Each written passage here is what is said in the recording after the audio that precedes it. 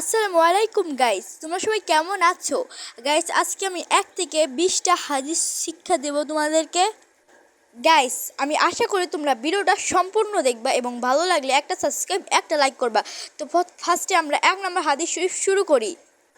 1 নম্বর হাদিস শরীফ, তোমার ইমানকে খাঁটি করো, অল্প আমলে তোমার নাজাতের জন্য যথেষ্ট হইব।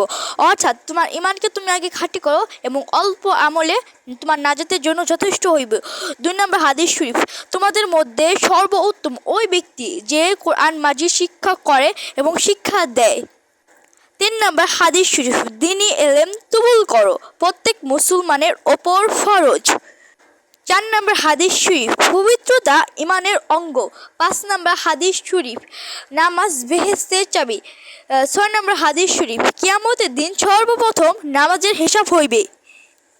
7 নম্বর হাদিস শরীফ, তোমাদের মধ্যে সর্ব অপেক্ষা ছোট ব্যক্তি হইতে আমার মতো যত বড় এলেম আবেদের চেয়ে একজন খাঁটি এলেমের কর্তব্যতা তত বড়।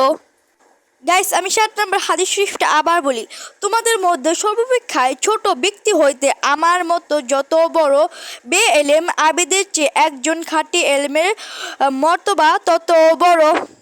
8 নম্বর হাদিস শরীফ, দোয়াই একটি ইবাদত। 9 নম্বর হাদিস শরীফ, যে ব্যক্তি আল্লাহ তাআলার নিকট দোয়া করে না, আল্লাহ তাআলা তাহার ওপর রাগান্বিত হন। 10 নম্বর হাদিস শরীফ, আল্লাহ তাআলা ওই ব্যক্তির ওপর রহমত করেন না যে মানুষের ওপর রহমত করে না। 11 নম্বর হাদিস শরীফ, খাঁটি মুসলমান ওই ব্যক্তি যাহার হাত ও মুখ হইতে অপর মুসলমান নিরাপদ। 12 নম্বর হাদিস শরীফ, দুনিয়ার মহাব্বত সমস্ত গুনাহের মূল।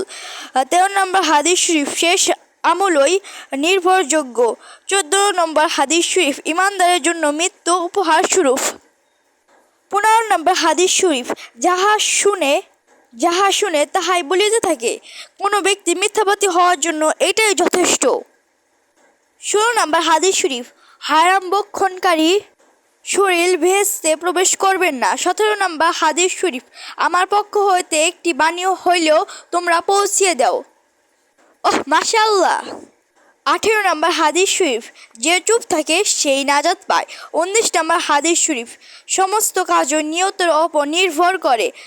20 নম্বর হাদিস শরীফ, চোখ গলা রেখা অথবা পরনিন্দাকারী বেহেশতে প্রবেশ করবে না। আস্তাগফিরুল্লাহ, আস্তাগফিরুল্লাহ। গাইস, আমার কাছে যেহেতু আরেকটু সময় আছে, তাহলে চলো আমরা আর 5টা হাদিস শরীফ শুনি।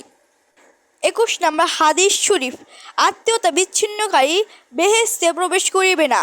22 নম্বর হাদিস শরীফ, জুলুম কিয়ামতের দিন ভীষণ অন্ধকারে হইয়া দেখা দিবে। 23 নম্বর হাদিস শরীফ, প্রকৃত ধনী আত্মার ধনী। 24 নম্বর হাদিস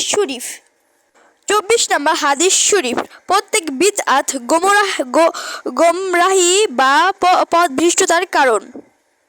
গাইস, আজকে মাত্র 22টা বলার সময় পেলাম। ভালো থেকো সবাই। আসসালামু আলাইকুম ওয়া রাহমাতুল্লাহি ওয়া বারাকাতুহু। ফি আমানিল্লাহ।